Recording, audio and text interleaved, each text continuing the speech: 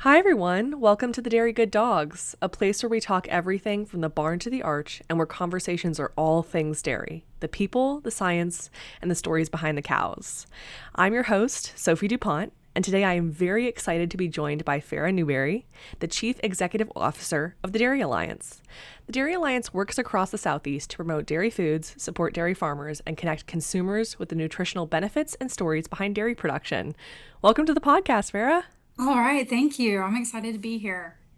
I am so excited to have you. I had the privilege of chatting with you last week, and so I appreciate you joining me today. So to kind of start us off, we prod all of our guests to do this, but could you share kind of a little bit about your background, your role with the Dairy Alliance, and then kind of the Dairy Alliance mission as a whole for our listeners who are not as familiar? All right. Well, first of all, I want to say congratulations on the podcast. I really enjoy listening to it. And of course, I'm a graduate of UGA, so having a Georgia UGA focused dairy show is awesome. So, congratulations. I really appreciate that. Go dogs. Go dogs. So, yeah, my name is Farrah Newberry. Of course, I'm a graduate of the University of Georgia. I did not have a farming background. I grew up right outside of Atlanta in Gwinnett County. It's a long story to how I ended up into agriculture, but just a family friend encouraged me to go down to Tifton and start my college career off at ABAC. And I spent 2 years down there, really fell in love with the people, the culture, the town. And I said, man, this is somewhere where I feel led to be, and decided to transfer into Georgia in the College of Ag. I did really enjoy writing at the time. No, maybe maybe now not so much, but in journalism. But yeah, so Right. I transferred into the College of Ag as an ag comms major. Didn't really have it was kind of a new program there, so had the opportunity to attend classes, in the College of Ag, but also in the College of Grady for Yeah. communication. So I feel that I'm a little blessed to have that experience. And then after, being in Georgia for a few years, I, of course, needed a job, and I went to work for UGA Dairy Extension Office, where I met Dr. Guthrie and the team there. Worked for them for a few years. They encouraged me to apply for a job in the dairy industry when I graduated at Georgia. I did graduate with the ag comms degree, but also a minor in poultry science. So Ooh. thought that's where I'd end up, but we all think things when we're going through school, and more than likely we end up in different areas than we planned. So I applied for the executive director position at Georgia Milk Producers. Long story short, I worked there for 25 years, decided it was time to switch it up a little bit, and I really enjoyed working for farmers. I wanted to stay in the dairy industry, and an opportunity came for me to apply for a position at the Dairy Alliance as a corporate communications specialist or manager. I'm not very good with titles, but uh, I was going to work in corporate comms. Worked for about a year and a half. Really started to see more opportunity for me to lead the team, the Ag Affairs team, and that's really just our connection with our farmers and how we report out to our farmers and show our work, and organize local events. So I was promoted to VP of Ag Affairs and Sustainability. Led that team for about 2 years, and then was offered the position of CEO. So um, just super blessed to really find an organization that I think has the best of both worlds. I get to talk about the dairy industry and my farmers, work with my farmers, and then also, use my skills in the communications department, and really just promote dairy and all things agriculture to our consumers in the Southeast. The Dairy Alliance represents 8 states. So we have close to 1,100 farmers that we represent Wow. across Georgia, the Carolinas, Virginia, Tennessee. I'm going to get in trouble if I forget one. Mississippi, Alabama, and Kentucky. I think I said Tennessee, but If not, I want to make sure I get that one in there. So yes, we cover a vast area, and here in the southeast with a small dairy farm population, but a huge consumer base. Right. And our role really is to drive dairy demand across several different channels. And I think official our official vision is to just serve as global advocates for dairy as an essential ingredient to life, and really try to meet our consumers in ways that they know that dairy is that essential ingredient to everyday life. I love that mission, actually. I think about kind of my story in parallel a little bit, at least to your beginning. I didn't grow up in ag either. I grew up right outside of Atlanta. And now, dairy is an essential ingredient in my life, both in practice, as I love eating dairy foods, but also, just being immersed in the industry and wanting it to be my future. So I really aspire to have, the longevity and impact of your career. So I just think that's fantastic. Thank you. So to kind of switch gears here, from your perspective or from the Dairy Alliance's perspective, what are kind of some of the biggest consumer trends that are shaping, either our regional industry with a kind of our interesting consumer base and the large amount of territory you all cover, or, kind of broadly on a national level?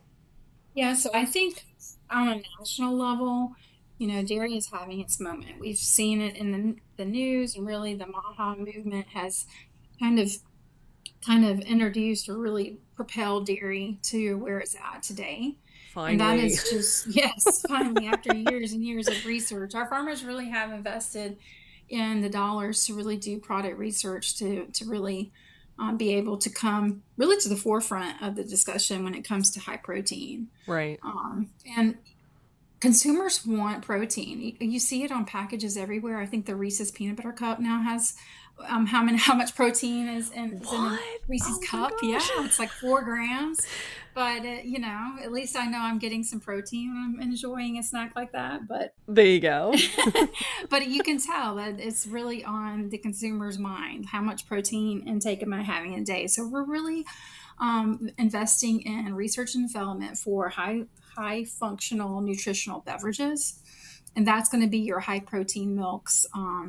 You've seen them. Fairlife has a Core Power. Mm-hmm. Nuri now is on the shelves, but we have private labels. Kroger investing in these high protein milks as well, and really seeing the dairy industry pour dollars into the smaller unit, right? Like those handheld conventional convenient units. Yeah. So we're seeing a growth in high protein functional dairy, and we're also seeing a lot of development in convenience and on the go products, right? And so if you stop at your convenience store, now it's almost, you could almost have a meal, right? You can eat lunch at a gas station now, and it can be Yeah. healthy. So you'll have your high protein drinks, and then you also have high protein snacks. And that's where the cheeses and the meats come into play. So there's a lot of opportunity there to grow as the population here grows in the Southeast. For the region, we really have a diverse population. um, we have a large population of Hispanics and Black Americans. And they have this thought, well, they have this, often it is a misconception that they can't enjoy dairy products because it does hurt their stomachs. And a lot of them think they are lactose free. I mean, lactose intolerant. So we are really trying to do a lot of work to help our consumers understand what lactose intolerance is and the products that are available that are out there for them to enjoy. A lot of is to our surprise through our surveys, a lot of the consumers that are lactose intolerant do not think that lactose free milk is actually real milk. So Oh. just really being simple in the messaging and saying, hey, you can enjoy lactose free milk. It is real milk.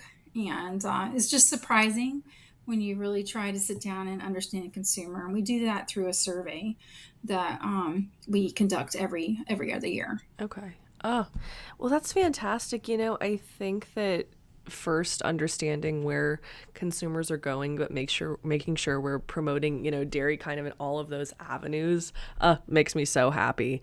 I've always been a dairy gal. Even, when I was a kid, I'd have my little glass of milk with my dinner. So I think that's fantastic. When you talk about kind of what consumers, the beliefs that they hold through these surveys, that kind of leads me into my next thought and my next question. I see social media and online platforms kind of changing maybe how consumers interact with food brands. I saw Oscar Myers leave a comment on a TikTok the other day.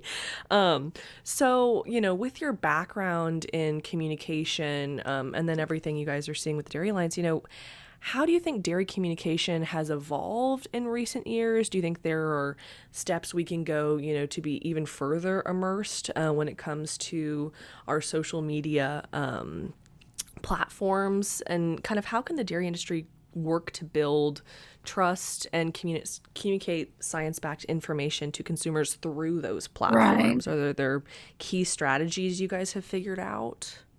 Yeah, it's amazing in my time, and during my career, once I graduated from Georgia, communication has changed tremendously, right? Like, Right. we get all of our advertising from magazines and from the television, and people just, they're not watching TV anymore, and that has really changed how we communicate and also sell advertising to the consumer. The biggest thing for us right now is really just reaching the consumer where they're at, right? And we all know where they're at, and they're on their phone. Yeah. So the majority of them are not even on Facebook or Instagram anymore. They're on TikTok, Right. and they're getting their information from influencers. So it's really changed in how we meet the consumers' needs and really just gain their attention. I heard some crazy um, example that now a consumer has to see something like 9 to a dozen times before it even influences their purchasing. Wow. And, when I was younger, it was way less than that. So we have a very short attention span, and we have to be very quick and very strategic in how we promote to our consumers. And we can't just, throw up a commercial and say it's one size fits all. Right. I think in the past, we've just had commercials run and we hope that it sticks with some demographic. Now we have to be very strategic in who we meet. And right now, our focus is really meeting our moms, because they are the main the main buyer of dairy in the home. And if Okay. we can get mom to understand the health benefits of dairy for their families, then that consumption is going to increase for the family, but also build really healthy habits for the children as well, because they're drinking the milk as young kids, and when they grow up, they know the value of nutrition. So we really try to dial down who we promote to, and be very efficient in the way that we serve our farmers. And we also promote to Gen Z. Gen Z is a different generation, and compared to millennials and Gen X, they are very passionate about what they believe in, Mm-hmm. and they're willing to spend some extra money, or maybe their parents' money, on a product these days. So, we're very strategic in how we reach Gen Z as well. And they really care about sustainability and how we treat our animals. So we Yeah. do that through storytelling, on our social channels. Okay, interesting. So it's kind of more of these targeted, sounds like a rough word, but curated, Hmm. maybe towards these specific consumers, in hopes that it then kind of spills out to the greater, population through Yes. kids, or, as someone who is part of Gen Z, sometimes I'm proud, sometimes I'm not. But I think, from what I've seen, and heard from friends who maybe aren't, immersed in the industry, dairy or ag, like myself, once they interact with some of the messaging, especially I've had some of them follow the Dairy Alliance and they're like, oh, wait, I didn't even know this. And they get to kind of see how much producers care about their animals and how much our industry as a whole cares about putting out a nutritious and fantastic product. So I think that's vital work that you all are doing to kind of promote our industry. We have to show them how their food's produced. And, Yeah. I think that's super important. I think the Maha movement's kind of leading towards that as well. They want local food. They want to support the local farmer. And, what better way can we do that? And really just be very upfront and transparent in how we promote to our different, groups and how their food is produced. Oh, I love it. Yeah, I do think that, more and more as people, this movement of people caring where their food comes from and wondering, what operations look like and what practices they have. Mhm. I appreciate that you all are putting, science-backed information out there and things that are they're accurate, because I always love to tell people, like I've heard from Audrey and a couple other of your people, a happy and healthy cow is a productive cow. That's right. Right. Nobody wants to make milk if they're in stressed, right? Like they Exactly. want to be comfortable, and the more we make them comfortable, the more milk they make, and so it's super important to really invest in our animals. I love it. Well, so that's kind of the consumer side of things. I'm wondering now for producers or people kind of within the dairy industry, what do you think it's most important for them to keep in mind about today's consumers when we're going about either our daily business or thinking about, promoting our product or educating Hmm. just kind of the quote unquote layperson about what we do? Yeah, it's tricky, right? Because our farmers want to see what Chekhov is doing to promote to the consumer, but Mm. we aren't targeting farmers, right? We're targeting consumers. So they don't often see the work because we are, geo-targeting or sending an ad to a mom in the grocery store, not really a farmer on the farm. So to be understanding that we are doing the work, but you may not see it from day to day. Okay.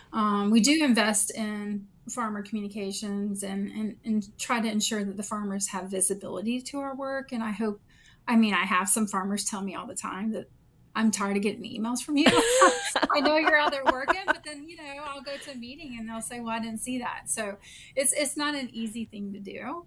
But yeah, we want to spend our dollars in the best, most efficient way. So we're going to target our audiences and not really our farmers. And so that's kind of hard. Mm. Some want to see billboards, and it's great to see a billboard riding down the interstate, but does it really translate into sales? And that's very hard to do, because when you go past a billboard, it's a great message and all, but does it make you stop and go to the grocery store and buy milk, right? Right. And it oftentimes it's not going to make that happen right there. So we just want to be very efficient in the way that we use our farmer dollars, and the programs have to have a way to be measured. And hopefully at the end of the day, we drive more demand for dairy products. And I think another interesting point is in the Southeast, 94% of our households purchase milk, right? Wow. That is a huge amount of households across the Southeast, especially when you think about how many people live in the Southeast. Um, that leaves a very small amount of people left to say, hey, we want you to go out and purchase milk, right? Right. So we have to be in our, moving forward. I think we want to really increase the frequency, the amount of times the consumer uses milk. So that's going to be like, let's put it in recipes, let's put it in some, we just want to add an extra cup a day per consumer. Okay. And so you're going to see more work in food service, like let's get milk on the menus and more dairy on the menus. And we already know if consumers are buying the milk. Let's just increase how much they're using a day. So, you're going to see a shift in, like, we have to make an experience, and let's make go use a well-known chef in the area and help them, Oh, provide more uses of dairy across their day. And it's just going to be, as times change and purchase habits change, the way we market to consumers will change. But the end goal really is to have that person pour one more glass or one more serving of milk every day. So at the end of the year, we're selling more milk. So interesting. yeah. Yeah, that's kind of a tough spot to be in, trying to show farmers that, hey, I promise this all will pay off, and overall consumers will be, changing their habits for the better. But thinking about that Southeast consumer and how many people in the South actually buy milk is really fantastic. I feel like sometimes from our side of things, academia, we're embedded in the research and don't see kind of the other side of that. Being at the grocery store, I like to kind of look at people's carts Right. and to see, like, hopefully they have a gallon in there, but that's fantastic to hear. That gives me hope. Yeah. That's right. And alternative drinks or beverages, plant-based beverages have really dropped off. I do walk around the grocery store as well and look in carts, and I do Yes. see a lot of those buying plant-based beverages. They're also buying dairy. So I guess Oh, they're mixing it a little bit, but I think the plant-based beverages have really dropped off, and I don't really see them as a competition for us anymore, to be honest. Again, consumers want clean labels right. and transparency, and when they turn and look at the ingredient list on those products, it just does not stand up to what dairy is, and that's just really simple, clean nutrition. Uh, that's fantastic. Well, my dad is, once he learned about dairy, I've been trying to educate my family, and as we're not ag people, once he learned about alternative beverages, he would yell at people in the grocery store for buying them. And I was like, let the professionals do their job. This is not your responsibility. Yeah, yeah, that's not the place to attack for sure. Exactly. So I'm glad that he will be glad to hear that. It has really dropped off, so he can Exactly. he can rest. Lord. That's funny. Well, kind of looking ahead, maybe specifically here in the Southeast, what opportunities do you see, or are you all seeing, for strengthening the connection between maybe Southeastern dairy producers, and our consumers, kind of now as trends are growing, or maybe long term in the future? Yeah, I think the protein phase or craze, well, is not going away, right? Okay. It's very clear to us as an industry that consumers are wanting protein in anything they eat throughout the day.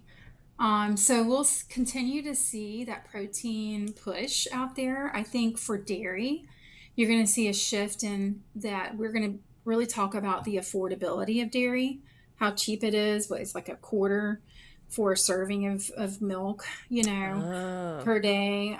That's 25 cents. That's a pretty efficient way to get yeah. your protein in the mornings. And then really talk about what type of protein it is, very high quality protein, as compared to a pasta that just sprays protein on the outside of the noodle. That's not a high quality protein. So really talking about nutrition, science-based nutrition, really providing consumers with the information that what is in milk, and really what you gain from that glass. It's just not protein, but it's also essential nutrients, amino acids. Just really diving into the science of it, because we have again invested in that research, and now Right. is the time to really show that dairy still is um, that leader in the protein world. So I think you'll still see that moving forward. I think now we all know with GLP-1s that dairy is going to really be at the top of mind for GLP-1 users as well, because they can't eat a lot of food, right? So Right. drinking a nutritional beverage is really a great opportunity for dairy. So we have a lot of those out there on the market. we feel that need. They need their protein, and then they don't feel as full, right, after they drink a Right. nutritional beverage. And then you're going to see more dairy products with fiber in it. Part of the GLP-1 craze has led to the need for fiber. And as an industry, really working hard to, um, you know, add that fiber back into our products. So you'll see a lot of new innovations out there in the coming years that have protein and fiber. Oh, interesting. That coupling, I think, is fantastic. I didn't even know, like, I love talking because I didn't even know that that was kind of in production. So I think that coupling is fantastic. Right, right. It's a lot to learn. Every day I learn something new. That's for sure. I love it. I could talk about this all day, but I just wanted to ask: is there anything before you wrap up, kind of a take home message that you have for anybody listening, whether that's a producer or a student, industry professional, or just somebody who loves dairy? Just someone that loves dairy. As an industry, we can all do better in supporting each other and really telling our story. I know that we have a lot of farmers out there that let us come on their farms and share stories about their farm Hmm. and really connect with the consumer, but we don't have as many as we like. So I want farmers to really just consider allowing our teams to come out and share their story. We'll do it quickly in a painless way, but it's something that you can always have as a family to really share and cherish for generations Yeah. when you share your story out. So I think that's the biggest takeaway. Consumers want local farmers. They crave that local connection. So like any opportunity that we can go out and share that with our consumers, that helps really the trust with our consumers and also the reputation of our products. So really just saying, please, please, please let us come out and work with you guys and share those stories to our consumers. I think that's going to set us apart again from all of our competitors out there, especially when it comes to our water drinkers and energy drinkers. That's our two most competitive markets right now. Okay. Um, you know, let us talk about the families that are producing dairy, and then we can talk about the nutrition side of it as well. And I think we have a superior product then, right? Yeah, So yeah, absolutely. that would be my one ask to those in the dairy industry. I love it. I think that's super doable. And it's just as someone who is immersed in the industry, but I still love seeing your farm spotlights at every post. I go through it, go look up their website if they have one. I think it's fantastic to see, not only, someone's business, but their whole life, generational history, something that they're so proud of. And maybe I'm a little jealous of that, but Well, it's such an honor to work for for these families. I think if someone wants to ask what's my most rewarding part of my career, and it's really just working for the farmers. Um, they have, they work day in, day out, and they work the land. They raise their families there. It's just an honor to work for those families, and to tell their stories is even better. So I agree. I love it. Well, Farrah, thank you so much for joining me today and for sharing your insights and perspectives, and for educating all of us, including me. All right. Thank you so much, Sophie. Best wishes to you guys as you continue the podcast. All right. Thank you so much. Well, I hope today's conversation gave our listeners a better perspective on how consumer preferences are shaping the dairy industry and how organizations like the Dairy Alliance and people like Farrah are working to connect dairy farmers with communities they feed. I hope all of you go on with your day thinking about the importance of sharing dairy's story and strengthening that connection between farms and the broader community that we all serve. Thank you all for joining us, and tune in next time for more from the Dairy Good Dawgs, because every great glass of milk starts with great people.